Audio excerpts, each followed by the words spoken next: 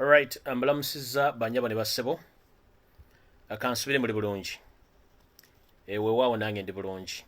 Essaawa ziweredde ddala 2 n'eddakiika ziringa 4 ez'akakongoka ku ssaawa 2 ez'akawungeezi. Nga bwe nabasuubiza nti ngenda kujja ku ssaawa 2 zennyini, ewe waawo ntumbudde. Abakatuuka musambyeko tuyite mu programu eno mangu. Saara nnyo Barris olw'ensonga mmanyi muyina emirimu mingi gye mutuusaako engalo. Ate nga n'abantu bangi abalaba balina okubawa information, so saagala Barisa nnyo ate nga abantu bangi baba balindiridde.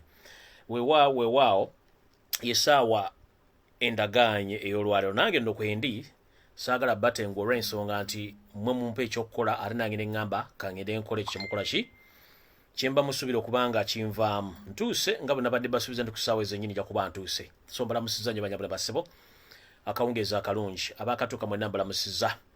Lwali lunaku lwa kusatu ennaku z'omwezi ziri 29 omwezi ogw'omusanvu omwaka 2020 tusigaza n'emyezi mitono nnyo. Nga bwe nabasuubiza nti nga tuyingira omwezi ogw'omunaana wepo n'enkomerero yaagwe wayinza okubaawo ebyobufuzi kafungulankete era ndooza mubira ebitandise okweyoleka nti abantu badde tebanafuna position entuufu. Nonno sijja kulandaga nnyo okujja okusooka okubuuza ku bantu b'omu America, ab'e Canada, ab'omu Europe, ab'omu Middle East n'ab'omu Africa n'ab'ewaka bennyini nti gwali awo atumbudde alaba sharing nga n'abagaba information nawe nkulamusiza nnyo. Kansubire mwena bulungi. Njala kutumirako ku ekitiibwa Haji Hussein Kyanjo yali omukiise w'e Makindye nti Haji nkulamusiza nnyo era nkwagaliza Idi ennungi. Allah ayongere okukuuma n'okuwangaza osobole okulaba ku Uganda empya. Mwenna basiraamu sijja kulwawo kubaagaliza Idi nnungi eno Idi yakusala bisolo ya lunaku ndooza lwa kutaano mbaserabidde. So mwenna mbalamusiza nnyo bakatuuka. Nammwe mwennyini abali kuna bakatuuka mwenna mbalamusiza nnyo nga sisosodde ani. Ndowooza nga bwiri enkola yange nsooka kubayisa mu kiggula luggi ne tugenda mu program entuufu. Ekiggula luggi ky'olwaleero njala kusooka kwebaza omukulembeze waffe Kyagulanyi Sentamu n'akakiiko kaddukanya nako emirimu aka NUP Weapon and People Power nti mwebale nnyo mwebalire ddala kuba nti mutulaze ekitangaala n'ebyobufuzi eby'ekintu ekikulu mu kaseera mpawe kaaga nga n'ebiina bino biyite bindekansangwa biremedde okukola ekintu ekiri organized nga ekya NUP. So njala kwebaza Robert Kyagulanyi Sentamu wepo n'akakiiko konna mukwasaganya ensonga za People Power nti olunaku lwajjo twalabye kye mwatusuubiza nti kaadi zigenda kujja era kaadi zitandise okutuuka mu bannyinizo. So bannayuganda mwenna njala bakubiriza abadde bava mu bibiina by'obufuzi abadde babiwummula nga n'ebyobufuzi mwabikowa, please for the first time mukome mwagala ensi yammwe mujje muyingire ekibiina ekipya ekitaliiko mugozi obano nga kigenda kulwanirira ggwanga kuba si kya byanfuna si kya byabusuubuzi. Ekibiina kya NUP ekikwasaganya mu Popa mujje mukiyingire kaadi zatandizidde okutundibwa ku ofiisi Kamoocha naye gensebweddeko okufunako nti abantu mwenda bali mu diaspora n'abatayagala kuleeta bwenyi bwamwe ku ofiisi ya People Power nga mutya amutegeezeddwa nti gye bujjawo katono kye tuyita soon or later abagenda teeka kaadi zino forms ku mutimbagano ng'osobola ozijjuza n'ofuba ng'ofunye kaadi yo mu bujjuvu n'oba ng'oli mu bwa NUP. So banenja basa mwenna ba members mugumiikirizeemuko oba oli mu nsi ki kyonna ttiimu yaffe ya People Power egenda kuba ebatuusako kaadi zino wezinaba zikoze ki bwe zinaaba zisobodde okuba nga zituuka. Kino kijja kwenyigirwa mu ba coordinators bonna ba People Power mu nsi wonna wooli bajja kuba bategeeza engeri kaadi zino gye zijja batuusibwako. So ekyo mbeere nga mumanyi nti kigenda kujja. Abatamanyi kaadi eno eyanjuddwa ennaku 2 mabega ye kaadi gye tuyita eyya okuba nti oli mu memba wa kibiina kya People Power oba oli memba wa NUP omujjuvu nga toliko kubuusibwa. Kaadi eno mwagirabye dda sigenda baddiramu okujjako bategeezaako specifications zerina ne security lockups zerina kubanga tusuubira nti bano abatamanya ŋŋamba ba NRM bajja kusindika abayaayo bajje bagule kaadi oba bafoginge kaadi babalowoozese nti abantu abatutte kaadi mu People Power tebavuddemu bagenda mu NRM. So kino twakinogedde eddagala. Akakiiko kaffe ak'ebyokugu aka IT basaze entoto okumalawo ekintu kino ne batuterako ebyokwerinda ku kaadi eno nti si buli muntu nti agenda kuba alina access ku kaadi eno okuba nti agiforginga tegenda kuba nti esobola okuforgingibwa. Mukitegedde bulungi olw'ensonga lwaki kuliko gundi backcodes ezo ndoza muziraba eyo gye tuyita backcode. Eyo backcode si buli muntu asobola omuga giforginga ogiteekako okujjako nyini yagitaddeko yayina ebisumuluzo bisobola ogiyingira. So omuntu yina gwomunaasanga nti akyusa vudde mu People Power alese kaadi za NUP oyo ajja kuba muyaaye kuba eno backcode esomebwa machine zizokka ekulaga information eri ku kaadi kuno ne bice bigenda maaso. So yenna n'abaali awo nga yekubya emizimbu ya sima yakoze ekiyaga ebyo byonna bya kiyaaye. Eno backcode yokka kyekisumuluzo people power kyayagadde okumala NRM akachi okumala NRM akajabangu akajjojjogeza ebigambo bitakwatagana. So njala tandika ne kigula lujinga mbategeeza kubiri ku kadi ene mabega bisoma biti kuliko core values 3 oba bigendera baffe bisatu buli muntu yena byateekeddwa okumanya nga aguze kadi no banga agifunya membership. Esooka egamba bweti nti nze ng'omuntu nsuubiza okugondera amateeka n'ebiragiro amateeka n'ebiragiro agassemateeka afuga ekibiina kya people power. Nkiddamu bulungi mu mateeka agasooka gwe aguze kadi okuliko etteeka erisooka nti osuubiza okugoberera amateeka n'ebiragiro ne constitution y'ekibiina kya NUP ekikulembera Robert Kyagulanyi Sentamu ly'etteeka erisooka. Etteeka eryokubiri lisoma liti nti nsuubiza okubeera mu struggle n'okuyamba bamembers bannange abali mu struggle eno okuyamba ekibiina kino okuba nti kiteekawo obwenkanya emirembe n'engeri y'okufugamu eya democracy mu Uganda. Eyo core value number 2 zonna ziri ku kaadi guno. Core value number 3 esemba yegamba bweti nsuubiza okusaasaanya ebigendererwa n'ebikolwa byonna nga bigezaako kulaakulanya ekibiina n'ensi Uganda ku lw'ekibiina kya National Unity Platform oba party kye tuyita NOP.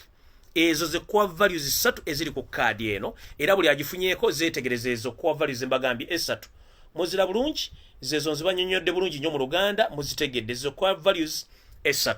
So buli muntu yenna nabafunye kadi eno zisome ozitegere bulungi kye tuyita core values ez'ekibiina ekya NUP na biki ebikiriko. Ebisigadde bijja kuba byeyogera byennyini olw'ensonga nti birabikirwako ng'owebbanga abika tekigenda kuba nti kyekola ki kuba kuliko address y'ekibiina kyaffe wesangibwa kuliko website y'ekibiina kyaffe kwesangibwa. So nno zezo core values 3 ez'ekibiina kya people power. Sijja kubalwisaayo njagala genda maaso ne programu yatuleese olwaleero.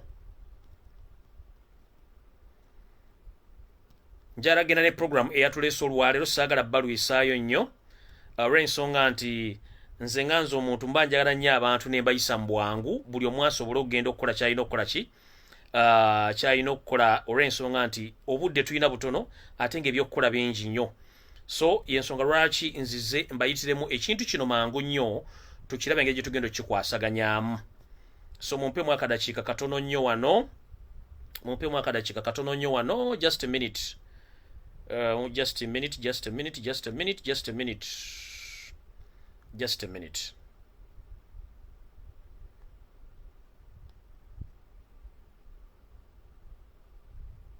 a minute, please. Just a minute.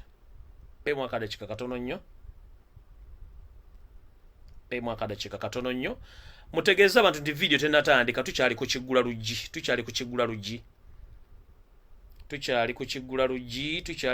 luggi tekinnatandika.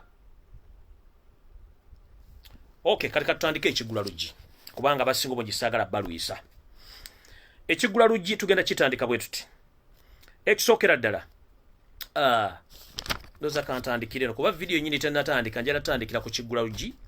Ekisookera ddala njala bategeeza bintu bino buli wa people power era gy'oli nti waliwo speed y'ebyobufuzi eyongeddemu ka speed keeyongeddemu naye mu kweyongeramu nina ebintu byenjagala mu consuming embwongo bwammwe ng'obudde bukyali nabagamba mwetegekere nnyo speed egenda kweyongeramu. Speed bweyongeramu okola otya? Speed bweyongeramu osooka no masterminding speed engeri gy'ogenda ogikwasaganyaamu. Ekyo bw'okimanya n'omanya baani be tuvuganya nabo endowooza yabwe n'ebikolwa byabwe. Bw'omala okutegeera ebikolwa by'abano abantu saagala obeere nnyo surprised ku bintu ebigenda okutuukawo okuggyako okuteeka buli ky'olina okuteeka mu records.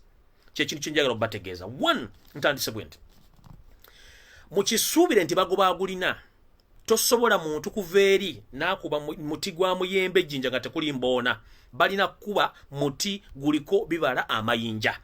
Essawa zino omuti oguliko ebibala ye Robert Kyagulanyi Sentamu ne People Power wepona ekibiina kya NUP.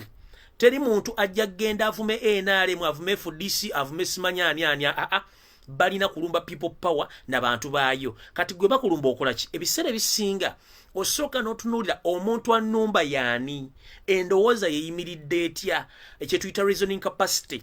Mu foomu ki mwayogera ebigambo ebyo? Kubanga waliwo foomu, waliwo embeera omuntu bw'akubuulira ekintu ng'alinga ng'akuwa amagezi, n'oba omuntu abanga akuvuma n'oba omuntu ng'akujerega naye nga kyakuwa tekiri mu makulu. Kati benjagala musooke muteeke mu mutwe gwammwe. Ekisookera ddala ebigambo bingi nnyo ebitambula ku ground, ebigambo bingi nnyo ebitambula, naye njagala musooke mumanye ekintu kimu. Ebyo byonna tulina okubeerawo, tulina obimaliriza. Bulijjo mbagamba mulekeraawo okuwuliriza ebigambo ebiva mu kibiina kya NRM n'abakiwagira, n'abo abeefuula nti bali ku ludda oluvuganya naye nga ate tebali ku ludda luvuganya. Bo baliwo okukozesebwa nga kalogoyi kugezaako kukyusa bwongo bw'abantu nakubateganya kubanga baleme kulowooza kye kigenda mu maaso mu ggwanga. Njala sooka bwe nti njagala buli munnayuganda yenna waali ng'okimanyi tuyagala eggwanga lyo, tugende mu maaso n'okubuulira abantu ebintu ebizimba eggwanga n'okukyusa eggwanga. Abantu amu tubeesonyiwe kubanga tulina abantu betutegedde nti bo baateekebwa okusiruwala na kusasulibwa nsimbi. Bw'omusanga ayogera ekigambo ku People Power nga kikyamu, please muleke gwe genda ku kirala, abantu babuulire tomufaako kubanga bo gwe mulimu gwabwe. Kyagulanyi webale kujja kubanga otulaza abantu abamu nti obwongo butono nnyo babateeka mu butesi ki ekyokwogera, tebasobola kwerowooleza na kwogera bintu bino. So ebintu bino tubibalekere babyogere. Ekisookera ddala njala bategeeza omuvubuka gwe bayita Eddie Kenzo oba gwe tuyita Eddie Musuuza. Mbasaba n'obuwombefu munnayuganda yenna ayagala change, temuddamu kuwa muvubuka ono matu, mumuleke abeereyo gy'abeera akole ebintu bye kubanga omwami ono ye nga munnayuganda ebintu byalaba mu nsi bitambula bulungi. Kyekisooka. Ekyokubiri ye ng'omuntu alina endowooza ye gy'alowooza nti emuyamba ate yamba ye yekka. Tumulekere endowooza ye, tumulekere n'ebigambo byayogera kubanga byayogera buli lunaku talina kigambo kipe kyagenda kwogera. Saagala tumalireko obudde kubanga y'omu ku part of diversion. Olw'ensonga bo bakozesa People Power message oba opposition message okugainingayo baba batalina. Luli wabadde ng'akyali mulimbo ng'alina ebizibu yagamba nti ngenda kuwagira Kyagulanyi Robert Sentamu n'akubaganya bano bakamba bano bamuzza mu nnyonyi private lebwo mu bamuzza e Kampala. Ne weewunye ennyonyi yogenda Ivory Coast okukimu muvubuka ono eriyo bannayuganda bali stranded mu nsi z'Abwarabu nga bagala kudda waka. Ennyonyi z'abayitako ne zigenda zikimu omuntu omu omusuubira nti agenda kwogera ki nga amaze omuzza. Temumuwadde obudde mumuleka ayogera ebintu bye. Olw'ensonga ye ng'omuntu yatunda omwoyo gwe n'endowooza etugimanyi ya Mungu bategenda kukyuka ku eyo. Oyo mulungi mukola diversion n'okola statement ezitakwatagana. So nvubuka oyo tumuleke, tetumuzzaako nanga, tetumuwa budde, tumuleke y'omu ku bo. Omuntu omulala ndoza gwe nandibagambye ye yandibadde ba politicians abasinga obungi. Nja kusaba buli muntu ali kuno, mbasaba n'obuwombeefu nti tugoberere amateeka n'ebiragiro ebifuga ebyobufuzi mu nsi Uganda, nti buli muntu yenna alina choice okukola kyalina okukola. Ate njagala twetegereze bulungi nnyo nti ebyobufuzi muzannyo gukyuka buli ango. Njagala kubasaba omuntu yenna ng'omanye ebyobufuzi, omuntu abadde ku ludda olukuvuma okumala ebbanga asobola okukyusibwa ekintu kitono nnyo n'akweyungako. Era byonna baba yakuvuma tuba tubisanguddewo ne tubireka. So njagala tuwe bannabyabufuzi essaawa zino abaliwo tuwetegereze ebizibu bye balimu essaawa zino. Bandikomekereza nga bazze ate okutuwegalira okudda okujja waffe ate nga mu principles z'ebyobufuzi batugamba nti tulinayo mulabe wa lubeerera. Bwabanga tetulina mulabe wa lubeerera ffe tulina kunyweza bunyweza makufulu gaffe nti omuntu ono bw'abazze tulina ebisenge obutamukkiriza kukola ki kutuuka naye nga ye tusobola okukola ki tusobola omukkiriza okudda. So abantu bano bonna tubatunuulire buli alina ng'awulira anyigirizibwa gy'ali tumuwe omukisa bw'aba ayagala kujja asobole okukola ki asobole okujja kubanga ebyobufuzi bikyuka. Abagobereranye ebyobufuzi by'e Kenya nti bannabyabufuzi bava mu kibiina kino ne badda mu kibiina kiri nga balina bye baagala era ne bamane babifuna ebibiina bino biba successful. Ekyo njagadde obbagamba. Ekyo nga nkivuddeko njala bagamba ensonga endala bannabyabufuzi bonna abali mu Uganda kati essaawa zino bagufudde mugano diversion okukyusa obwongo bw'abantu okubalowoozesa nti Uganda weeri weeyina okubeera.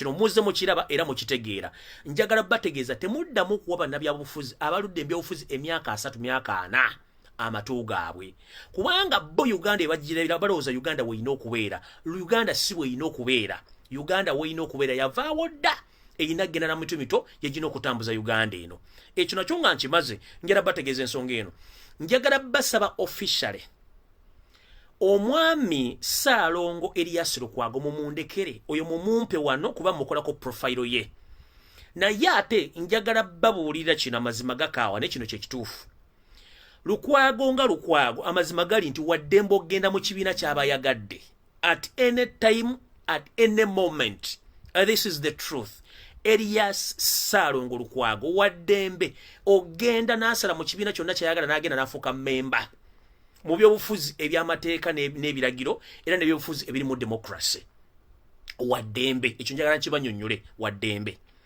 we tugenda okwawukanira naye singa anaavaayo n'alumba Robert Kyagulanyi Sentamu n'ekibiina kya NUP tugenda kumukwatako ng'obuyinza bulagira singa anaavaayo n'agamba nti alangiridde agenda kwesimba ku bwa president awe tugenda omukwatiza ensonga 2 zemba wadde esooka singa n'avaayo n'alumba Kyagulanyi Sentamu n'ekibiina kya NUP oba ekya People Power then awo tugenda kukola ki tugenda mulumba singa n'avaayo n'agamba nti agenda kukwata kadi ya FDC ajerangire nti agenda kwesimba ku kadi ya president nga president wa FDC then awo tugenda kujjayo Bwanga ne currently mbadde njagala we respect the law and orders. Let us respect the law and order. Ssaalongo Erias Lukwago alina eddembe mu constitution ya Uganda erimuweebwa okukyusa ekibiina ky'obyobufuzi kyonna ky'abayagadde era n'akibeeramu. Ekyo kyo njagala tubeerenga engeri gye twagala change nga twagala n'amateeka. Njagala mbagambe nti Erias Ssaalongo Lukwago essaawa zino sisobola mulumba do muvuma ekigambo neki nina sirabasi ye number 1 okuva ewaabwe mpaka mu office mwali mbirina era mbage mundekere temumuvuma temukola ki mumuleke essaawa zino we tugenda omulumbira singa n'avaayo n'alumba Kyagulanyi n'alumba NUP oba n'akwata kadi ya president bw'agenda kwesimba ku lwa people's government oba ku lwa FDC then tugenda mujire ne kati currently please mbasaba n'obuwombeefu Ssaalongo Erias Lukwago bwe tubanga twagala change nga twagala n'amateeka omusajja tetumugezaako wadde omulumba ne lunaku n'olumu alina eddembe eri mu basemateeka okukyusa ekibiina ky'obyobufuzi kye mbadde mbasaba alina right okwesimbawo oba okusala ekibiina kyonna naye ffe tugenda omuyingiriramu kasita n'ageza n'aga nti alumba Kyagulanyi okajja kuba kamwedde kumumundekere temutegana munkubira bukubizi nti Lumbuye kiri bwe kiti nze ngenda mubabulira ekyamujje kabungo n'okutuuka waali nja kimubuulira bukimu mubulira ekimuli musaayi ekyo nkibasuubiza ekyo nno nga nkivuddeko njagala genda ku mukulu Kawenkene Robert Mao gwe kankutandike bwenti mukulu Kawenkene Robert Mao nja kuwako sirabasi ntono nnyo mugabanye video eno mugisharinge Robert Mao munnabyabufuzi aludde mbyobufuzi naye nga ate akozesa nnyo olulimi olujeregerera manada balina obufuzi singa babaawukanye naye omulimu Robert Mao gwalina essaawa zino gwa kwonoona na kutta kibiina kya Democratic Party politically olw'ensonga kimusasuza Robert Mao wavuddeyo n'oyogera ebigambo bingi nnyo naye ng'era olina eddembe olibyogera naye weegendereze nnyo statement z'oyisa kubanga zandikuleetera obuzibu 1 Robert Mao teri muntu agenda kuddamu kutrustinga olw'ensonga nti olina ebintu bingi nnyo bikugoberera emabega ekisooka bwalinga okyali LC5 waggulu nga nekkoni akyaliyo gw'omu ku bantu abali bakolera State House ng'ofuna emisaala ebiri ogwa district chairman n'ogwa state ku state wali ogikoleranga agent eyali aspyinga n'okuwa information aba bayita abayeekera bakkoni era ne mu negotiations ezaleeta mu Butesa nekkoni batwale ne beti bigomba okuteesa you were among the people who were employed by State House okukola nti mukola negotiations nekkoni n'okuwa forest information okuba nti bannayuganda bafiira mu lutalo olwo tebaafuna justice n'okutuuka kati ng'oli ku state za state ogwo omulimu bwe gwaggwa ne baddamu ne bakwa mission ey'okujja mu kibiina kya DP President Museveni yalina omukono ebitundu 10 ku 10 okuleeta okufuuka president wa DP era n'okukitukiriza bulungi n'ofuuka president wa DP nenga mission eyakuleetesa president 7 ku destroy kibiina cha Democratic Party kubanga mwali mu kibiina kibiina cha Democratic Party kijjuddemu abasajja abakenkufu abayivu ate nga bava mu Buganda Maune bakwasa omulimu ogw'okusuula ekibiina kya DP no kyawulamu era omulimu gw'obadde ogukoze bulungi nenjala kugamba ekigambo kimu Nobert Mao njala kubuuza gwagamba oli mukenkufu mu by'obufuzi era oli wadde mbokola buli kimu ky'oyagala njala kubuulira Nobert Mao tukimanyi bulungi nnyo guwasooka n'okulira ekibiina ekikwasaganya ebyabiina by'obufuzi mu Uganda naye ng'oli kusendeza muwa musolo nga nsi temanyi njagala Nobert Mao ojobuulire eggwanga mulimu ki gw'okola mu Uganda what is your professional mulimu ki gw'okola ogukuwadde income oba monthly salary guli luddawa teguliiwo ekisooka ekibiina kya Democratic Party nga kyo tekisasula bakozi baakyo kuba there is no any political party which pays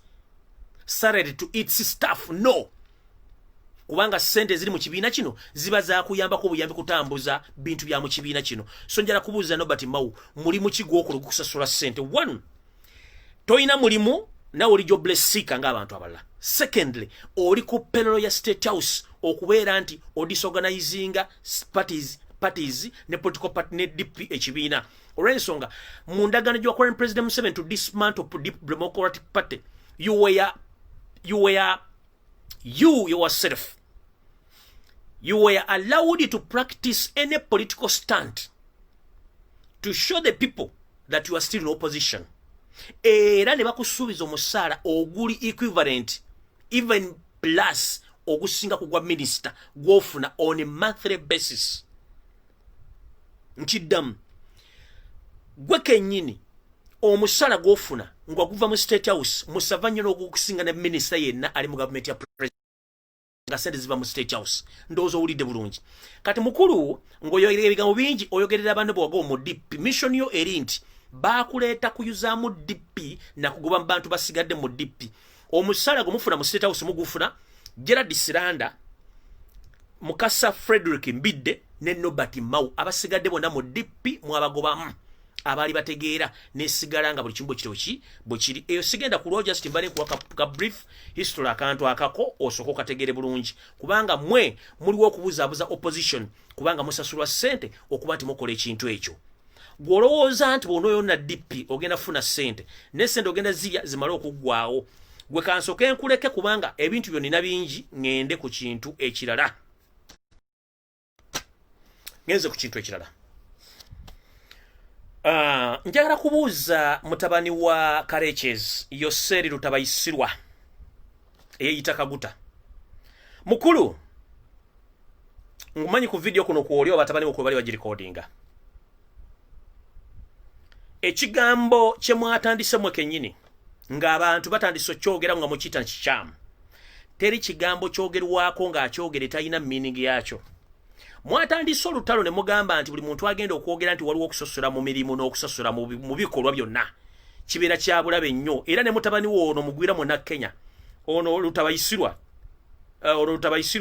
ono eyita Muhoozi Kanyerugaba yagambye mbu yayogedde ebigambo bingi nnyo naye ono mu Kenya njala mugamba ekintu kimu weewummuzeko mu Kenya naye mu bino njala kubuuza bwe twogera ku bintu bino twagala twogere facts nga tukulaga ebintu bino okitegere bulungi bwe tuba tugambe nti waliwo tribalism mu Uganda n'okusosola n'okuba nti emirimu agyefuga njagala nkujjukize kino kyange nkikutegeeze lwali dutyo amafuta negazuukirwa ebunyolo oba negazuulibwa ebunyolo mpulira bulungi amafuta gamala okuzuulibwa ebunyolo gwe kennyini okimanyi bulungi nti amafuta gano mwagatunda era tewali muntu akkirizibwa galabako njala kubuuza nti gobadde okimanyi kubanga okimanyi bulungi njala kutegeeza ensi mubadde mukimanyi nti amafuta g'ebunyolo teri mu nnyolo n'omu akola mu kampuni y'amafuta ebasima amafuta okuva ku ba directors okutuuka ku ba office messenger bonna abaliyo bonna ba foreigners ennamba esinga Banyarwanda kabeere kirina si munyolo n'abanyolo bennyini bannannyini mafuta tebabakkiriza dde okwesemberera ku plant y'amafuta ago abanyolo mubadde mukimanyi nti n'amafuta ago gakuumibwa magye ka SFC Ngabera mukimanyi bulungi nti SFC ebitundu 95 ku buli 100 bonna bali mu SFC Banyarwanda.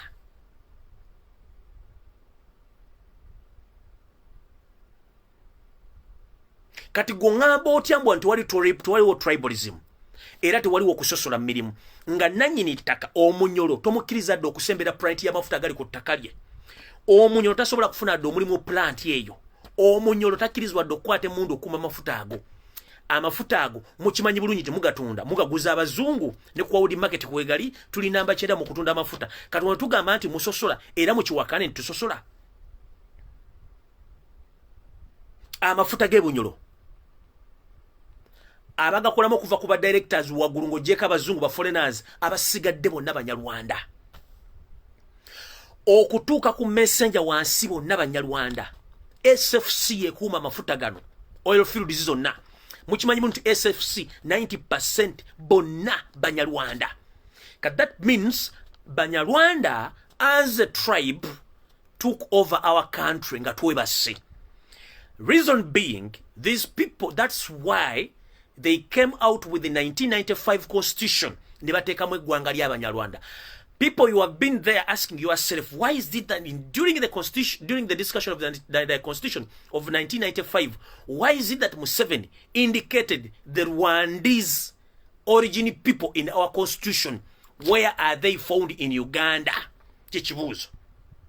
It is because they knew that one day, they are going to overtake the country if we are still in slumber.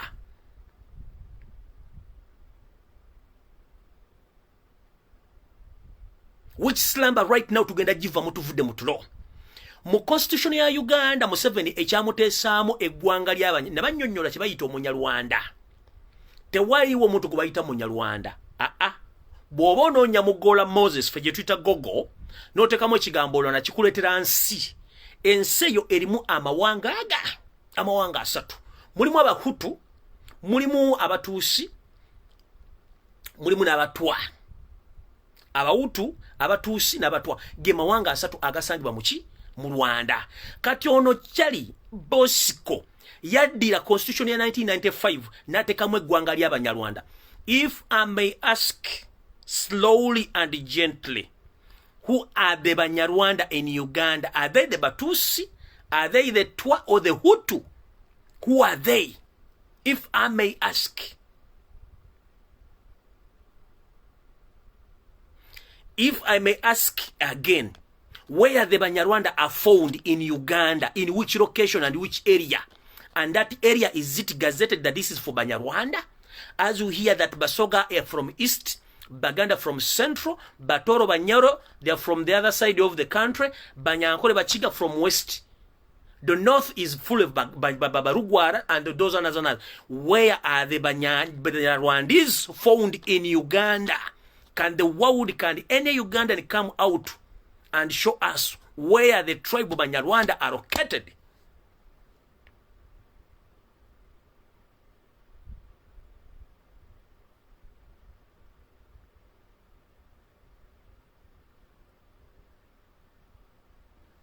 District zonna eza Uganda muzimanyi n'abantu abasangibwawo n'ebitundu byayo. Njala kubabuuza bwe bali bateeka eggwanga lino mu constitution mu ya 1995, eggwanga lino lisangibwa mu kitundu kye ekya Uganda.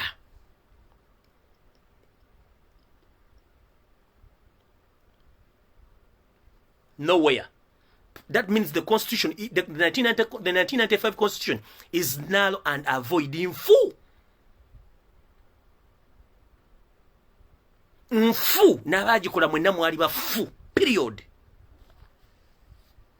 Nze maaso.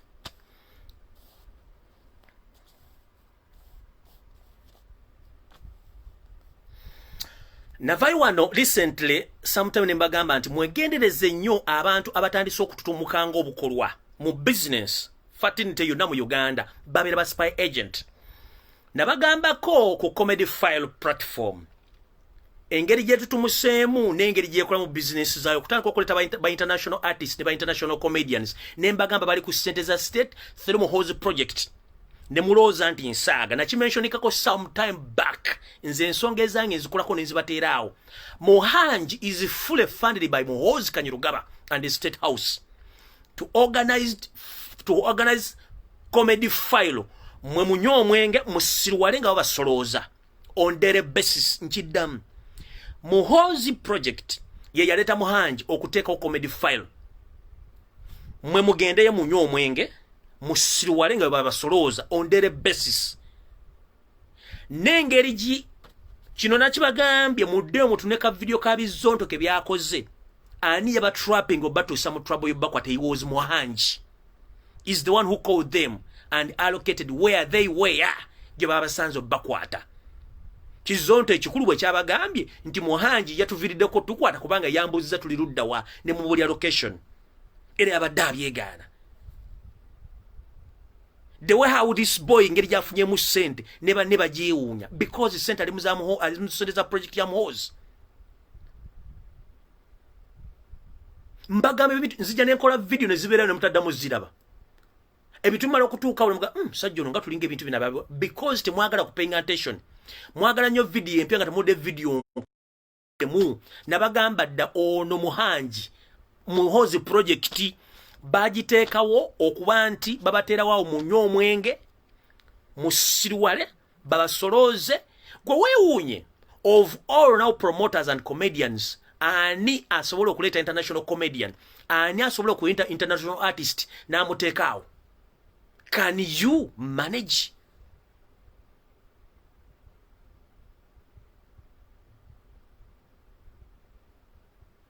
oba comedy file oba comedy store I don't know byonna bye bimu bonna bye bamu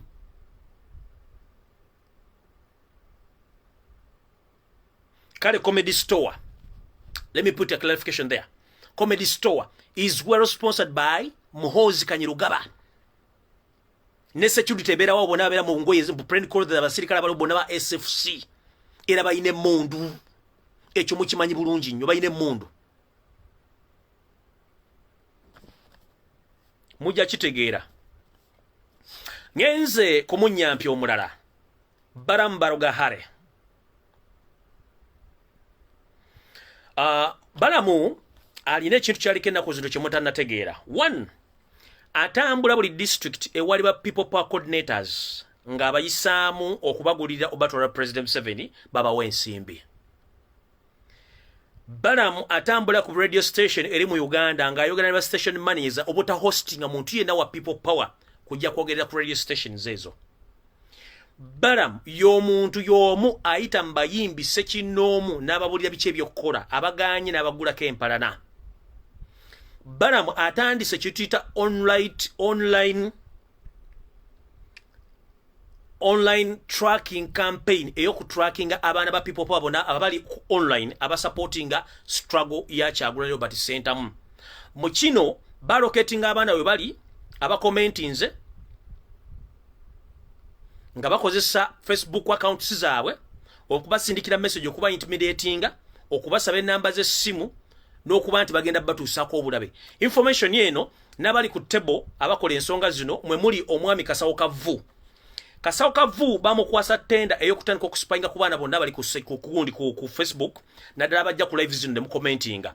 Kasawo Kavu balina office gye babateeramu buli live yonna ekolebwa ku internet nga ya people power.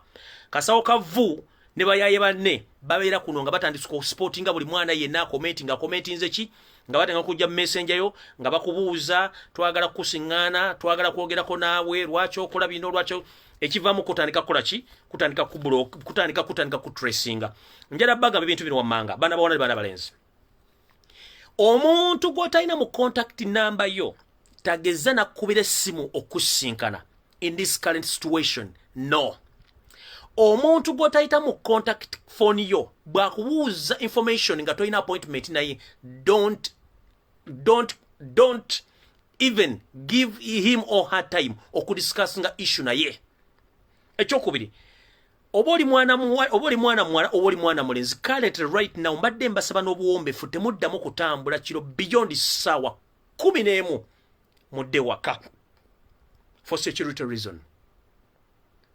Mbasaba temuddamu kutambula beyond saa 11 ezakawungezi mu Uganda mpaka ngokulonda kuwedde. Missionary war Balamu gyaliko ya ku tracking na kwata bana ba people basinga obungi bagwera makomera.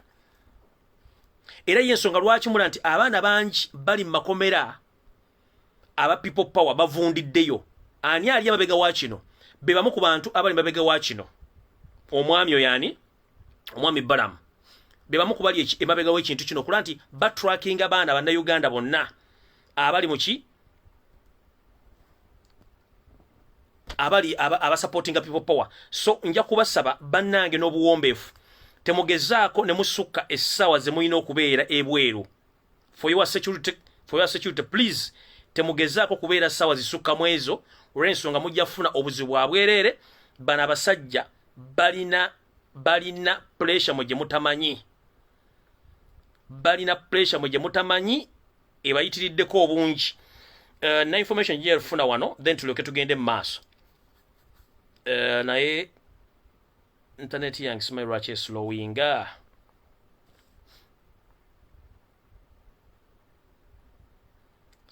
A minute please.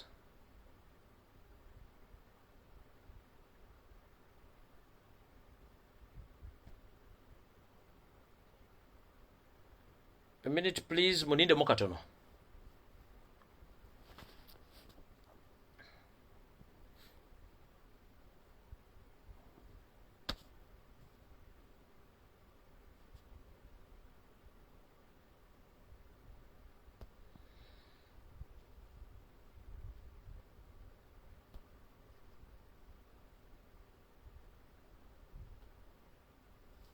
Okay, nga bwe njinoonya kana liko genda mu maaso neno information endala.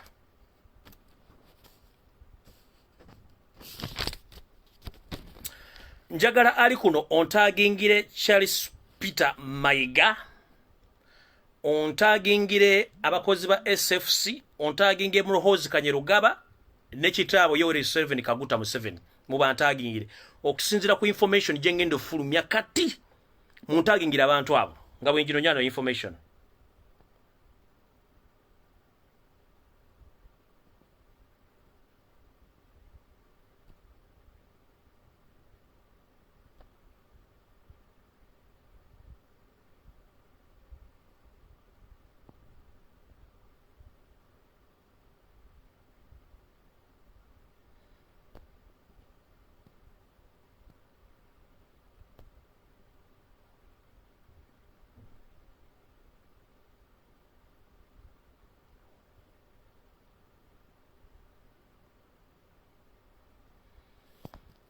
Mumazo bantagingira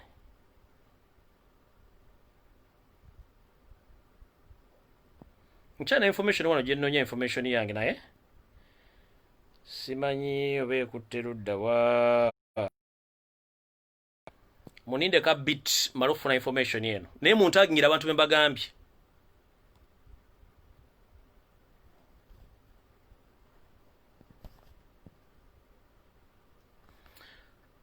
Bano bayinza okulowooza nti ffe tuzannya nabo naye tetuli mu kuzannya.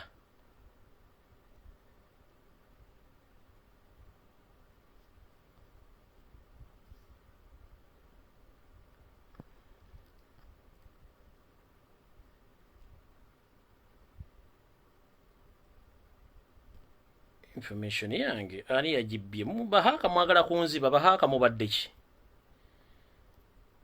Bahaka mubadde ki mwagala kubba information yange?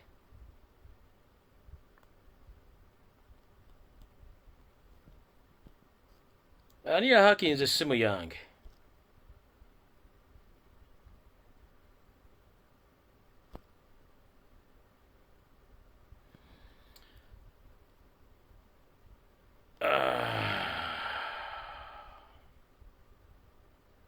A minute please. Bahaka mwabbye information yange. All right. Ntuse kati nkomye omunsonyiwemu mbadde nkyanoonya information eno. Naye before nga sinagenda ku information egibasomera, njagala buli Muganda wooli ne Munnayuganda wooli njagala owulize message eno n'obwegendereza bw'amaanyi nnyo mukwate ekkalaamu muwandiike ebintu bino. Naye njagala muntagingire Carol Charles Peter Mayiga ne bamafiya bonna ab'Emmengo, Muhozi Kanyerugaba ne taata waabwe Museveni Kaguta. 1. Museveni buli bwe batta Munnayuganda Museveni avaayo n'agamba nti abadde tamanyi ku bantu abadde tamanyi muntu gwe basse era tamanyi baani bamusse okusinziira ku sources zenina nga yagamba nti either mutabani we Muhoozi Kanyerugaba yakola ebintu bino by'okutta abantu nga yamatamaze mubuulirako. This is a first information. Tewali kikolebwa mu Uganda ekiyitibwa to assassinate oba elimination nga President Museveni takina mukono. Njagala kutegeeza bannayuganda mwenna olwaleero, sincerely speaking, message ntera gikola rasa nenjagadde njikola lwaleero eitegende. 1. Singa Ssaabataka Ronald Muwenda Mutebi owookubiri Kabaka wa Buganda ageza okutuusibwako obulabe bwonna oba okuttibwa, Charles Peter Mayiga, Kiwalabye Male, Sarah Kagere, Omulangira David Wasajja, Muhoozi Kanyerugaba, Yoseri Lutabayisirwa mutabani wa Kalekezi, you are responsible. Singa Kabaka atuusibwako obulabe. Njagala kutegeeza Abaganda bonna gye muli olwaleero luno. Abakiise b'emmengo mu lukiiko lw'emmengo temuddamu kukiika mu lukiiko olwo nga temumaze kulaba Ssaabataka wammwe gy'ali Kabaka wammwe. Baminisita ba Kabaka mwenna abalondebwa ng'omanyi mwagala Buganda temuddamu kukola mulimu gwonna Mmengo kubanga Kabaka wammwe muwambe. Tasobola kutambula wadde wantu wonna. Missionary wo yakomutta. Njala kusoma information ne mujulize bulungi. Si ate kino kandabule Museveni ng'obudde bukyali. Gavumenti ezaaliwo zaleeta obuzibu mu Uganda era obuzibu obumuganya okubuyigirako. Mulimu kutankuula ntano ze mutajja kusobola. Mutandise okwogera ebigambo amafuukule nga temujja bisobola. Naye kino kankibabuulire. Temugezaako kutinkula kye mutagenda kusobola. Mission gye mutandise temujja kumalako nayo. Mission gye mutandise temugenda kumalako nayo. Ekintu eky'okuyita okutyoboola Omuganda okutuuka okwagala omutta mumale mu nsi nga mwina kye mwagala okuyisaawo mutwaliremu ne Kabaka waffe eno mukola nsobi. Njagala mutaaginge Charles Peter Mayiga ne bakamaye bonna nti mission y'okutta Ssabasajja kubanga ye next target. Okusinziira ku information gye nina wano, Kabaka ye next target era essasi liri mu kyemba oba butwa buli mu kyemba. Ntandise bwenti.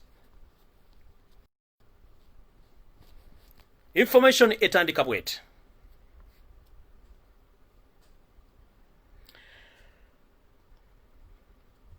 Ngenda jogera mu lufuutifuuti mumpulirize bulungi.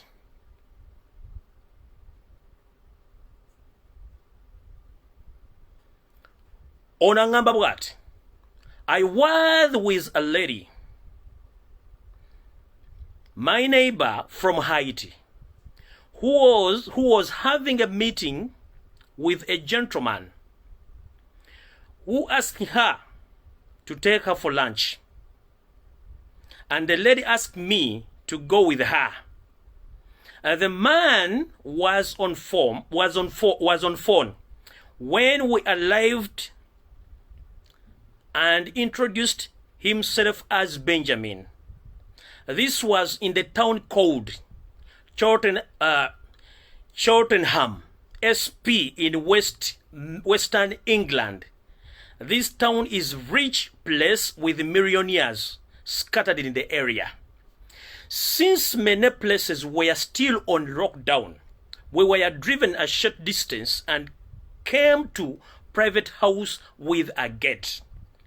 Ono mwami agamba nti aina mukwano gwe omukyala omu Haiti eyamusaba agende bafunemu ekyokulya.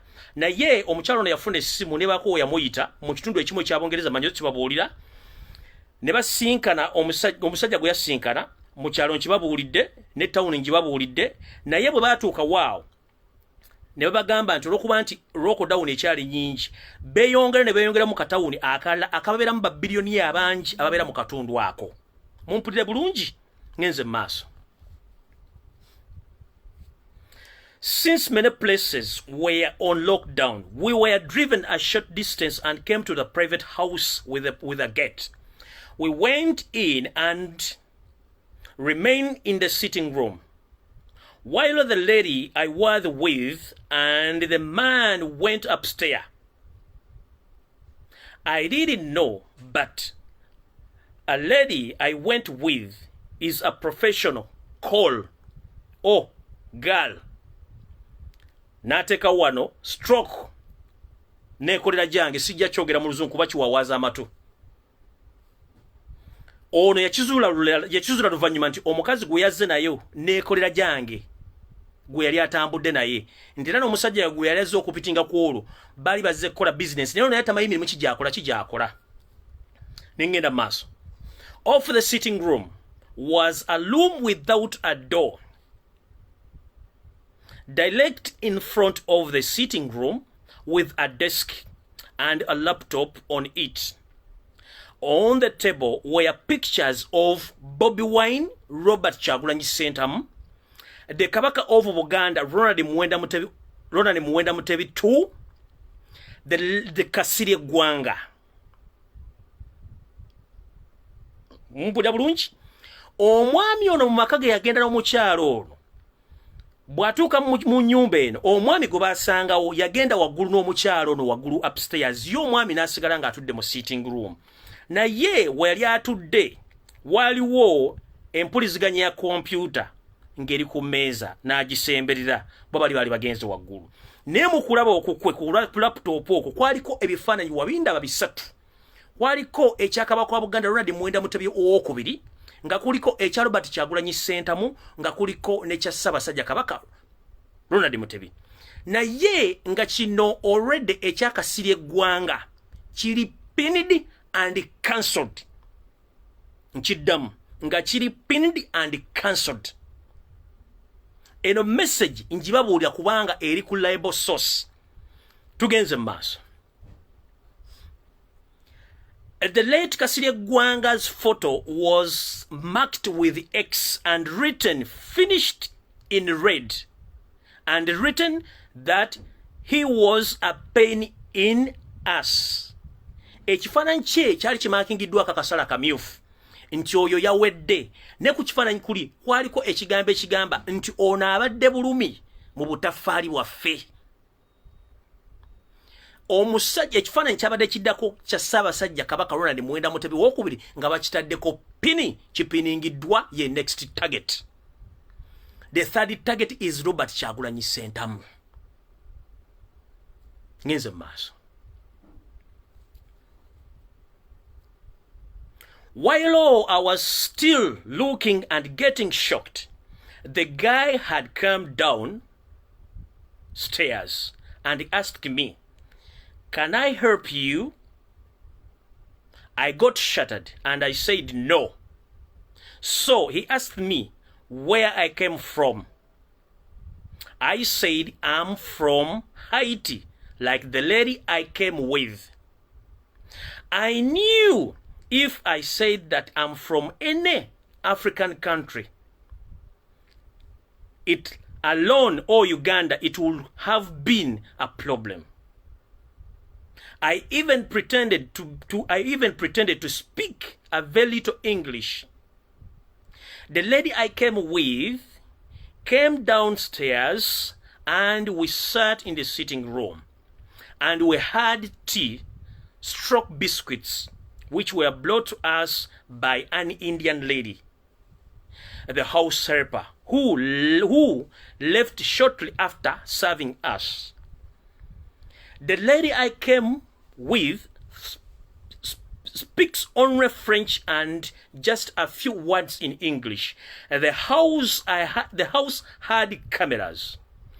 I think the man saw me in the camera, looking at his desk. That shy, he came down and found me at his desk, and when he found out that I was no threat, and I was from Haiti, he was a bit relaxed, and I had no need to hide. He told us to wait. He had a business call thereafter. A few minutes later, there was a video call, and then the man sat at his desk and he spoke in Luganda English. I could hear clearly that they were talking about, but from where I was sitting, I could not see the other person on the video call. The person in the video call was talking about Robert Kyagulanyi Sentamu. Too popular. If we do anything now, the youth and the border will cause problems. Muwulira bulungi. Omwami ono bwe baali amaze babuuza ebibuuzo biringa ambaze basavinga chai. Omwami ono yatambula n'agenda ku table ye ebeerako diskette. Bw'amala tula ku diskette ye nga bano bazzeeri bali mu kunywa kachai. Omwami ono yafuna business call yamutwala ku mmeeza yeeri. Thereafter n'afuna video call. Video call eno eyamutwala ku mmeeza ye baali boogera mu Luganda na Luzungu. Kati ono yawulira ebigambo byonna abasajja bano bye baali boogera. Na yeye yefuula talina kyawulidde wadde kyeyategedde era n'asirika bulungi nnyo. Byonna n'abikwata bulungi n'abiteeka mu ki n'abitwakwata mu jjoba. Mu bye baayogera bagamba bati oba musajja era mu video eyakuba yagamba bwati nti bana abantu Bobi Wine watutumu nnyo era singa tukola ekintu kyonna olwaleero nokuye abavubuka n'ababodaboda basobola okuleeta akavuyo. Ye message yasooka. Message Then the man in the video said, Muzei agambye nti if it is come to the last minute that this Moyaye music man muwulira bulungi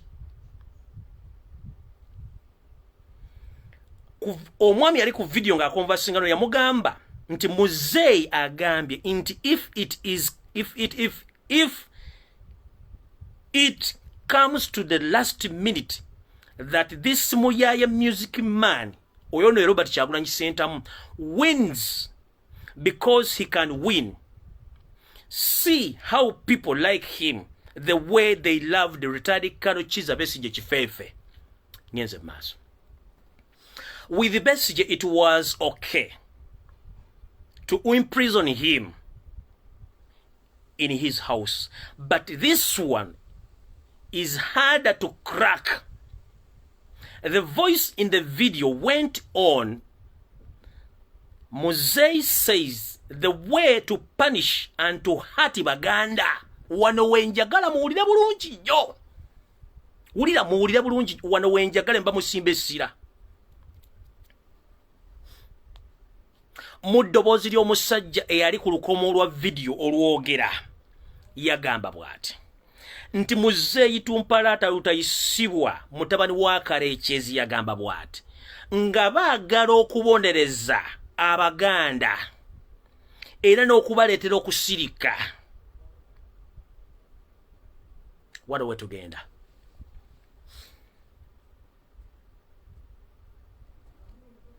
In the voice video went on, Muzei said the way to punish and to hurt Baganda people and make them quiet for another 10 to 20 years for us is to make sure we eliminate Musajja Mukulu.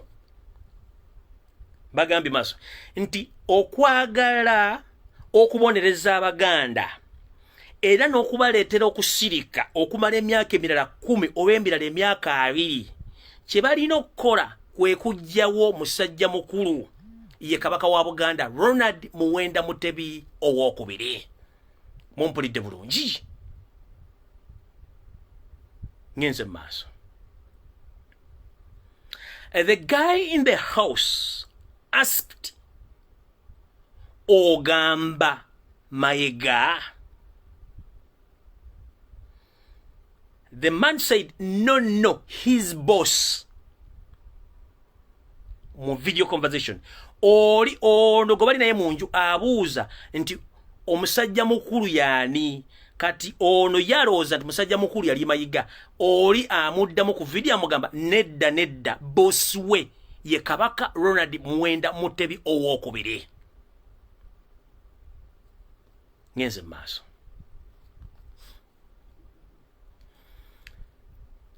Ngenze maaso.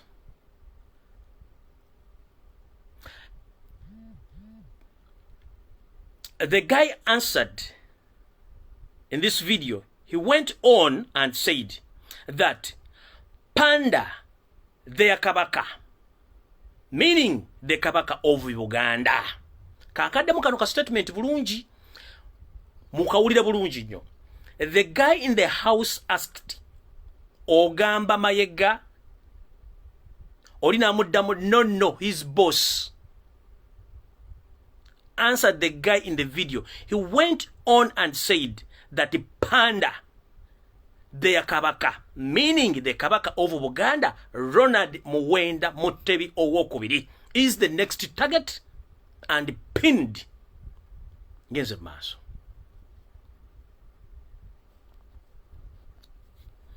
The man in the video went on and said, make sure you get that stuff with Kasirye Gwanga.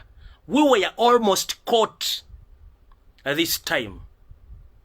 Muzei wants a clean job with no trace. Omusajja eyali ku lutambi lwa video no nga boogera no yamugamba nti tugezeeko okulaba nga kyonna kye tukola tetuddamu kukola nsobi nga gye twakola ku mulundi we twattira General Kasirye Gwanga nti kyali kituleetedde obuzibu era nga kitegerekese. Wano we ngenda okubuuliza family y'omugenzi General Kasirye Gwanga, taata wammwe mwamuziika omulambo mwagulabako era mukakasa mwaziika Gwanga, era lwaki baba ma postmortem ya Kasirye Gwanga ne death certificate ya Kasirye Gwanga? Wano we mbagambira, please go ahead musikinge order from the court, mugende musabe okugula okuziikula omulambo gwa General Kasirye Gwanga mukakase. Bazika Gwanga babazika Gwanga kyekyassa Gwanga, era mugende maaso musabe death certificate ya Kasirye Gwanga mubuuze yafaaki okusinzira ku information jengaba right now. Ngenze maaso.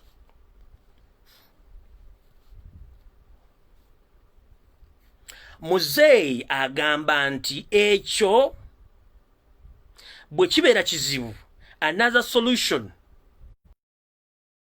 Scientific thing doesn't work and the Muyaya music man wins. Let us wait. When it rains heavily, we'll move our men and put soldiers to use. If they die, that is part of the job. Muwulire bulungi. Museveni agamba bw'ati nti ekyo we kibeera nga kizibu, balinayo omutendera omulago okukolamu ekintu kino ekiri kisa scientific okikolamu okwagala okumaliriza Robert Kyagulanyi Sentamu ne Ssabasajja Kabaka magulu nnyondo.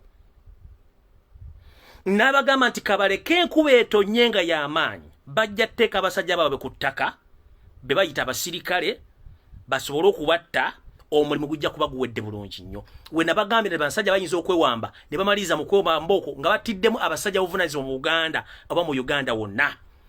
Kyendera biddo basunulirako wali omusajja ono agamba nti ebifaananyi byebako byali bisatu, naye nga bwe yatunula mu sayidi ya kompyuta kwaliko ebifaananyi ey'abasajja Abaganda abali prominent abali mu target abagenda okuttibwa within this process. Mu kino baagala kujjo Abaganda basobola okukuba enduulu, Abaganda basobola okuleekaana, Abaganda basobola okuwaaba, Abaganda basobola okukola ekintu kyonna nga bagenda kujjawo omu ku omu okuba nti babazikiza. Ngenze mu maaso. When it rains, we get into the palace. Wantugenze wa Ssabasajja Kabaka magulu nnyondo. Mutebi wetugenze. When it rains, we get into the palace. We use that thing. When the panda is dead, we set the palace on fire. We make sure everything burns and all the family inside. Muwulidde bulungi? Bakugambye bajja kulinda olunaku ekire ky'enkuba lwe kinaabeera ekingi, bayingire mu lubiri. Ssabasajja nga bamaze omutta olubiri balukumeko omuliro, buli kimba kyokye ne family baleke nga bagittidde munda.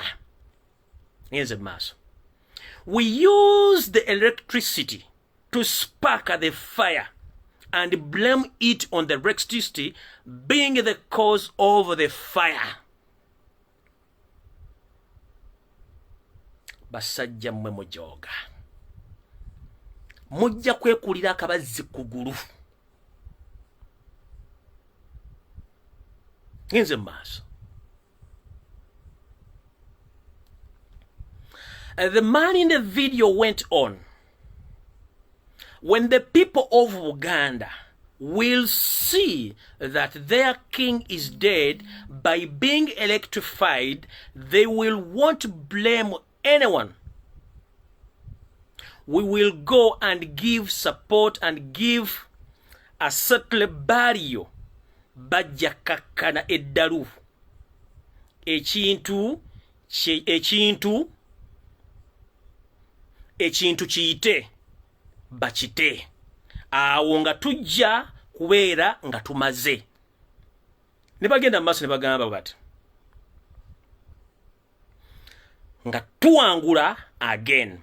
By all means, Muzei agamba, we fight until the end. No surrender, and we must win.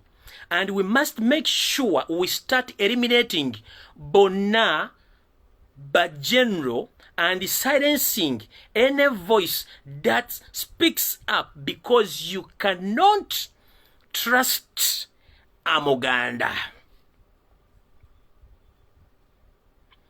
Mujjukira babegako bwe nagamba Jeno kati aliwo Katumba Amara ne mugamba you are the next target. Kumba I didn't knew that this mission is there. Kanzira mu statement here.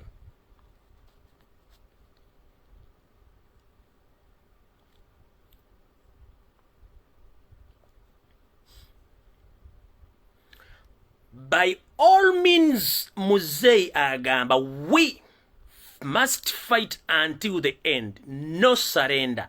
And we must win.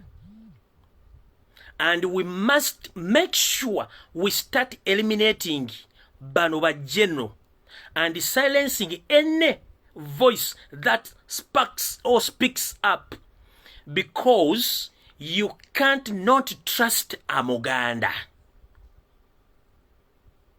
Netugenda mass. They might turn against us. We get them one by one. We can start blaming it on the coronavirus, heart failure. Nabagamba obutwa obuzze butaba Uganda nga buli mu form of cardiac arrest. Omuntu okusirika obusirisa omutima naagwa wali.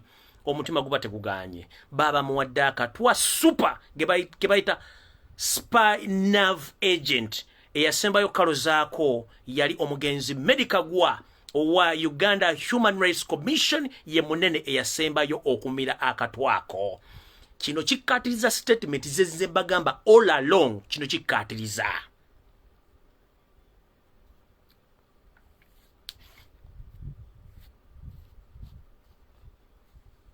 So, bwana bogera ku bantu abalekaano babo gamba nga Sheikh Nuhu Muzata batte mpozi naffe ba bloga abasobola okuwogera naye nze zino video zijja kubeerayo, zijja kunzirema munzise wali emitiyana sirina problem as long as asobola kweyogerera ate ng'eggwanga literedde kino kye mwagala kye mwesuubiza ate kijja baddira in a good faith. Ngenze maaso kuba tennaggwayo. Mukutandika okweliminating aba generals bano ndowooza mula abadde bajja bafa. Bonna basinga obungi babadde Baganda, babadde basajja tebaba general bafiira nakasero. Ani abatta? Ask yourself, ani abatta? Omwezi oguwedde bantu bataana bamajja abanene bafa. Ani abatta? This is the what? This is the root cause. This is the root cause. Ndoza mukiwulidde. Nyenze maaso. Bagenda mama nti tebesiga Muganda. Ne bagamba nti they might turn against us. We must get them one by one and we can start blaming it on coronavirus or heart failure. Bwe kugamba ka heart failure omutima okusirika mu luzungu kye bayita cardiac arrest nga bakuwadde obutwa. Nyenze maaso.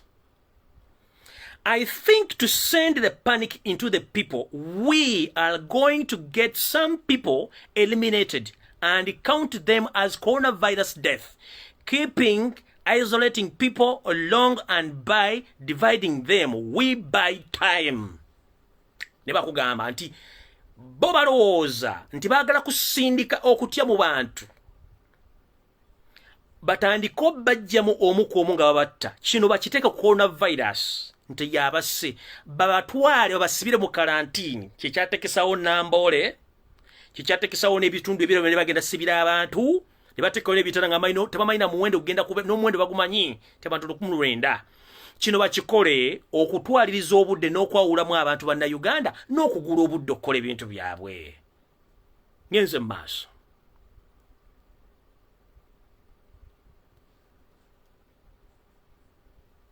N'agenda mu maaso n'aŋŋamba, this is what I heard with my ears and I'm still shocked. I didn't know who to tell. That's why I looked for you, because I always watch your videos with a message to Ugandans. And through you are the right person to tell this information and message. Mumpulidde bulungi?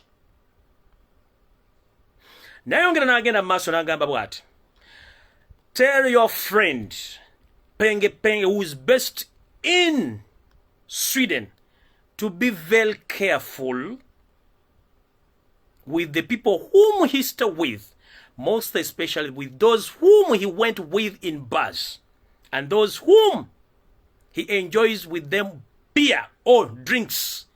Muganda nge Penge, mu information eno bangamba, omusajja ngambye nkugambe, nti wegendereze nnyo, ng'oli mu bbala onywa omwenge, oba abantu bobeera nabo naddala nga muli mu kunywa. Wegendereze nnyo, kubanga already oli target wadde nange ndi target nate gwe oli target ennene nnyo ina n'olubuto.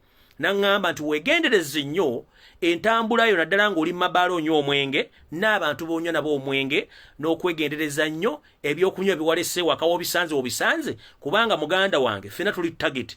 Naye no message yazze ngeri special nenjagala ngikubuulire. Yenna awulidde Penge mugambe information eno abeere ng'agimanyi.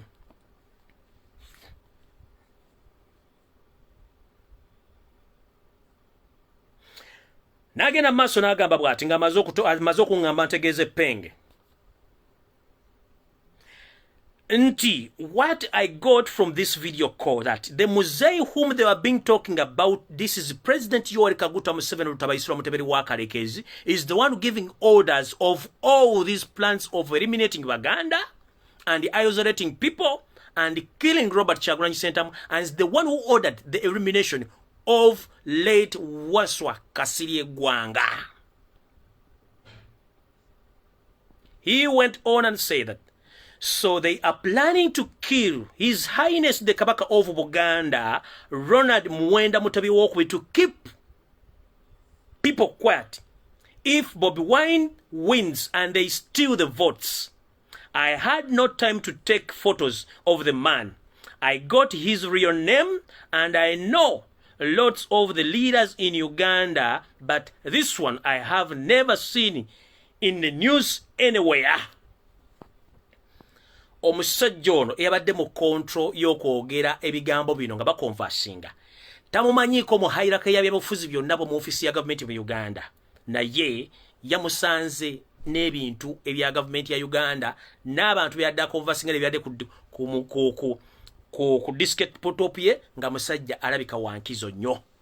So no information mugiwulidde. Njagala kutegeeza Karoli Charles Peter Mayiga n'Obuganda bonna. Nze amanya gange nze Lumbuye Fred Kajubi.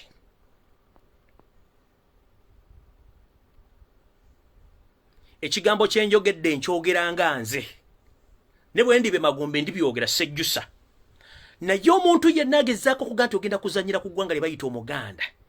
Omuntu yenna agezaako nti ogenda kueliminatinga Kabaka Waswa mwamutwalo mulongo. Kyesimanyi nti bamuntana yali okusinza ku information eno.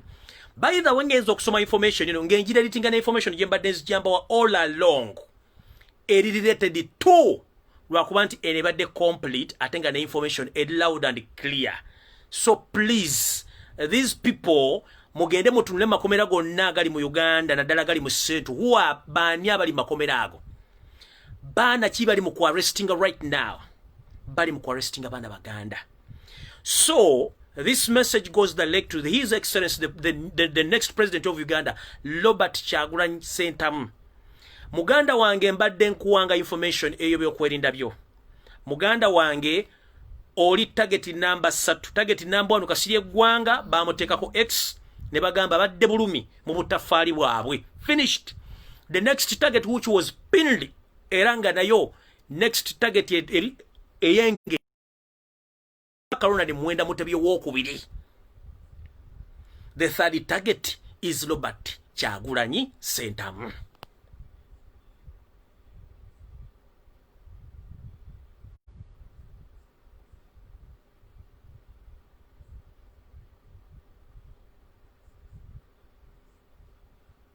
Muganda wange wegendereze nnyo. Abasajja bali mu panic. Bali n'ebintu bibatambuza ffe bitatumanyi nti bali bazimba empire. Kino kikutwala ku programs embadde nkola ngamba nti abasajja bali mu kuoccupyinga Uganda. Slowly by slowly. Ng'abantu baga Lumbuye akola propaganda. Lumbuye akola blackmail batu. Come what may ebintu bina bigenda biva. Bulungi nnyo. Era that's yensonga lwaki sijja nnyo kola live za mujjirwa kubanga information mbana gibabuulira dda nga mugimanyi. Emu evaayo buvire mugo musajja akyogera. Kati kino kya security ya Kyagulanyi akyogera ebbanga ddene. Some people on their platform bagamba oyakola blackmail o akola propaganda. Nze byemba buulira muli ejjuso bawendi basiriiwo nga bituukiridde. Naye nga tebinatuukirira. Mwawulira Zaake bwe yali mu kkomera gye baamutulugunyiza bamugamba wepanka nti oli Muganda yita kabaka wajja akuyambe wano mulowooza nti kabaka nnyo ayina amaanyi. In their own statements abasajja bwe baayogera ne bagamba Zaake yavaayo n'akola statement eno abantu bawuza nti Zaake atandise gyakuwalanya amawanga, but it was the real message era bana message abantu bagisindika. Muhozi Kanyerugaba mutabani wa Lutabesirwa muzukulu wa Karekyezi bwavaayo kukola tribal statements zeyakoze simanyi kasasiro baaliwo babeerawo. At your age don't be stupid and don't be fool. You know nothing about Uganda because you are just either 40 or 39 years. Don't fool yourself that you know much about Uganda and Baganda. Nothing. In the same statement, his father, when he came to address the nation, his last statement was loud and clear that they were there before the Batembus, they were there before the Bachwez. But himself, the so-called mafia, the so-called president of Uganda, Rutabaisirwa Yoseri Mutabani Wakariz, he said they were there before Abatembus, they were there before Abachwez. And they were there before this so-called Simanyi Kabaka bichi tetwagala kumacha. We shall crush them. When you hear such information, what answer do you get? Okujonga mwebuzabuza magezi.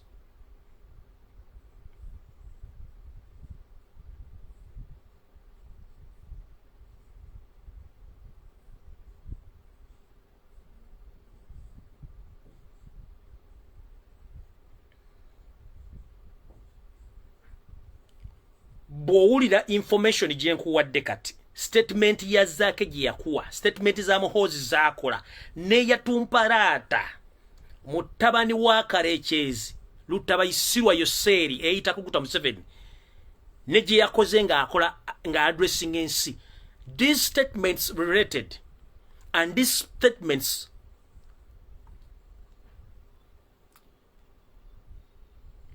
they came from one source. And they are written and said by the one master who knows exactly what they are planning.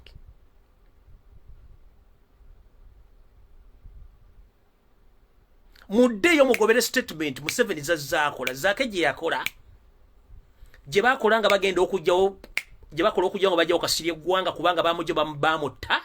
Tetumanyi Kasirye Gwanga mwali era nsaba family y'omugenzi Kasirye Gwanga Geno mugende mu kooti musabe injunction ey'okujja mulambo gwa taata wammwe mukebere baazika kitammwe era kye kyamuta. 1 musabe death certificate.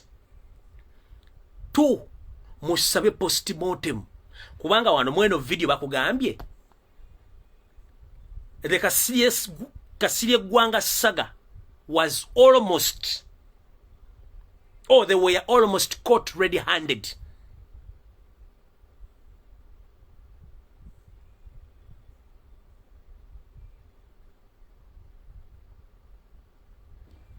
Ndabangayo omusajja wa Kabaka yenna ow'essaza agamba mbu tugenda Mmengo kukiika mayiga ebintu byakola byonna abikolanga ye. Obuyinza bwonna bwamugibwako dde Mmengo kati akikola kuba President Museveni ye mukama we era yamuwa ebiragiro. Omuntu yenna tugesi mungenda Mmengo kukiika Ssemairo Lukiiko lwa Buganda mubikola on behalf of Mayiga, not behalf of Uganda, kubanga Ssabasajja Kabaka muwambe is not supposed to get out. Nelwabazzeeko just nga information tumaze gifulumira batiisa bamukkiriza okujja ate lwazze amajege gamutambulirako from one place to another. Can we imagine it? The entire palace of Kabaka of Buganda is wiretapped era ekavaringibwa ku video 24/7. Emmotoka ze zonna ziri wiretapped, ziri recorded. Nelwa n'abajja Mmengo amajje gasula mu Bulanga geetoolodde. What are they planning against Baganda, and what are they planning against Kabaka Ronald Muwenda Mutebi owokubiri? Basajja mwe eno message njagala egende gye mulume kwe kwefuula basiru. Museveni kino kankyogere openly. Nina abaana, nina family. Njagala mbere open jolly. The next two targets Kyagulanyi ne Kabaka ne kubaako omwafa by all means. Kino kyogedde openly.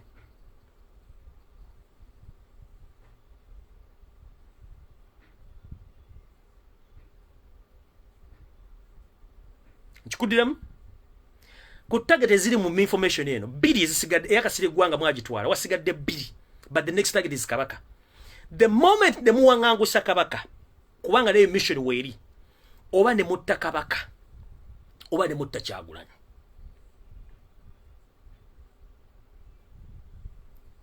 tetwetaaga tukubira firimbi wadde tukubira eŋŋombe, ekyokkola tukimanyi.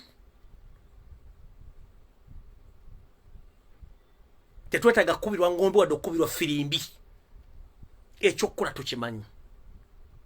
Nze seetaaga kubirwa ngombe kukubirwa firimbi n'abaganda tebeetaaga kubirwa ngombe wadde okubirwa, kubanga kati akamanyiro kavudde we kalina okukoma. Mulabika mwagala kutandika kaleeta maddiro g'abantu mutandike kubeera kubanga mususe mulina okukoma. Nze mbabuulira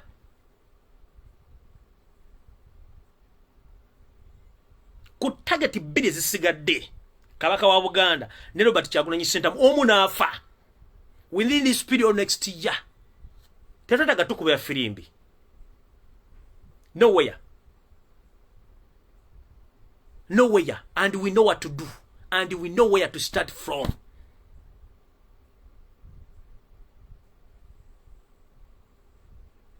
And we will not retreat and will not surrender until we get to the bottom of this issue. And you must pay heavily.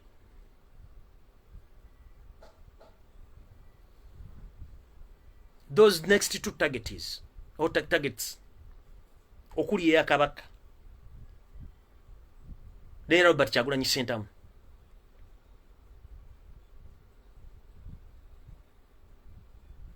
To remind you, Abannayuganda be mu hopeless nze bonna bemunyigiriza bali wawo mwe gye mulooza gye mugenda okuddukira. Bajja bafuna. Bannayuganda ewaka bali forced baboilinga. You don't know what you are playing with. Buli kimu kifunye mukirina. Still you want to oppress Ugandans. But why? Bwemufuna ssente mugwa ddalu. Bwemufuna ssente mulowooza nti ssente mwafuna z'amayembe. And this is to remind Muhoozi Kainerugaba. You won't lead Uganda. Because your father did a lot of cynicals to be where he is right now. And the moment he kicks the bucket, all his cynicals and all his cynics and all his majadu will go with him. You have nothing. And you won't get those powers. Zalina. nga umayi bulungi nti omuntu agula amayembe nga yagala bugagga ne bwafa amayembe ge gakoma ku unesire ne zigenda. This is right information njera kugamba. Togeza ne wepampalikadde okulowoozako musobola ofuga Uganda. Gwe taata we yefuula mu mbatu tunagamba bwe simanyi yesi yasse abadde akimanyiko nti basse omuntu gundi. Ye nalowoozesa abantu nti waliwo mu gavumenti abatta abantu. But the mission is between you Muhoozi Kanyarugaba and your father. Yoroseru Kaguta Museveni utabayisirwa. Information njifulumiza oba sisulawo oba nsulawo for God and my country kulwa bajjajja bange nja kuwangala ebbanga lebada bampadde nga nkyabawa information. Si kyalina kyenneeguya. Sisobola kubeera mu Uganda ng'efaana ng'ekidiba ky'ente nga mubikola kagendere ng'omukadde akogga banna Uganda batuuka okwerya enkuta ensi yali amata efuuke Somalia nga mumulooza mukolera bantu. Kino sijja kikkiriza. I rather die speaking than to stay in the country which is to stay in Uganda. Ngefana bwatyo okutta abantu. You isolate people economically.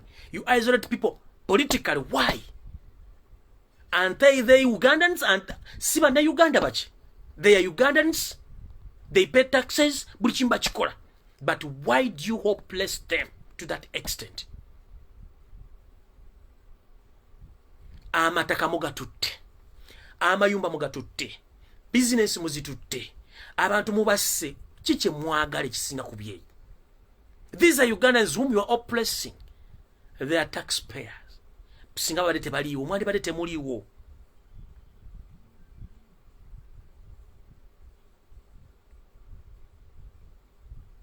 Setaga kubana bulamu nga Uganda ifananga bweri. No.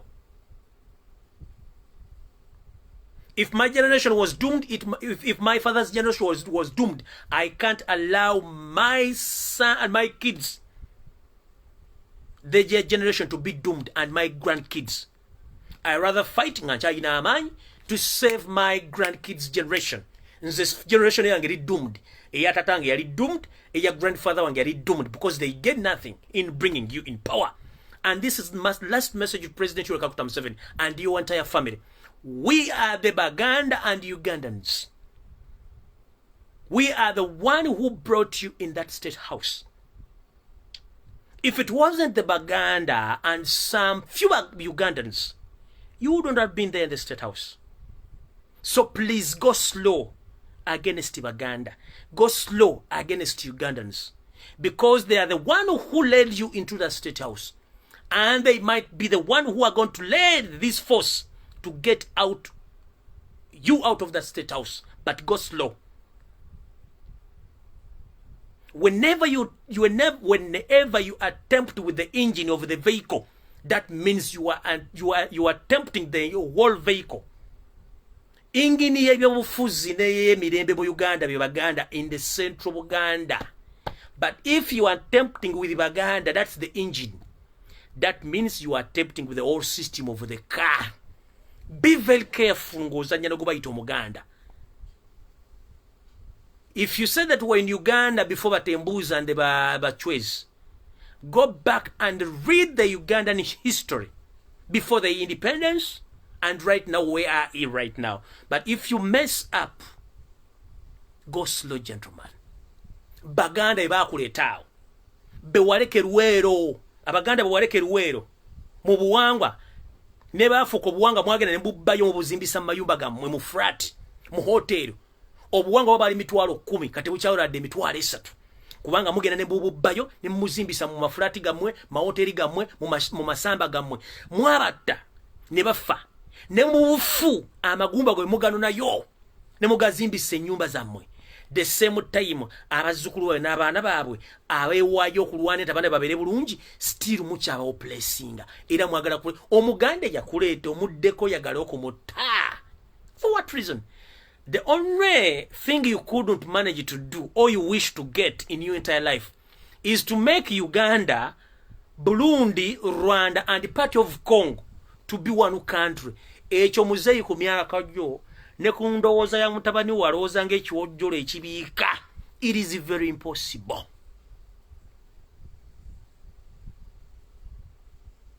Akasanke kakulema okukamaanya okukamala ebyoya ate ojja weekaninkirira nti baleete ng'eŋŋaŋa. Ekyo kikyamu.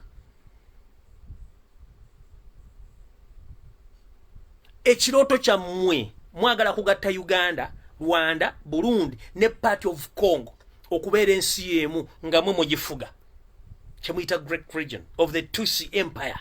It won't happen. That thing is very big. You can conquer Rwanda, Burundi, and Congo, but not Uganda. Because you are just here as foreigners and you are in overstay. But please stop whatever you are planning. Let the country move on. Let Ugandans free. Don't force them.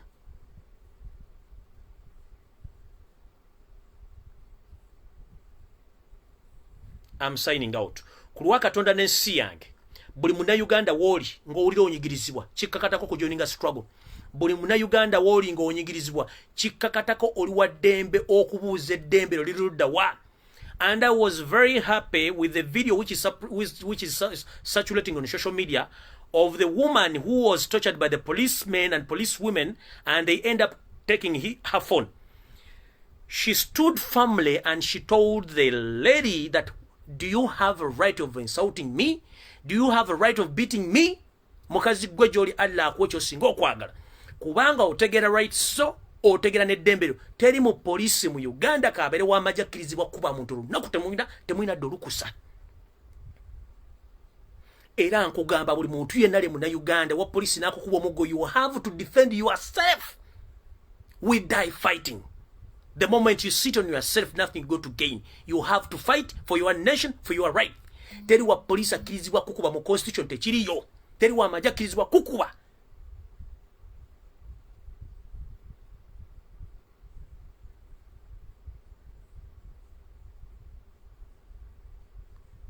May God bless Uganda and may God bless Ugandans. May God, the ancestors of all Buganda and Baganda, protect our King Leonard Mwenda Mutebi Wokubiri, never na Uganda mwenda. May God bless you. Stay safe. Mukama bankumire, atakumira mpera, mweraba.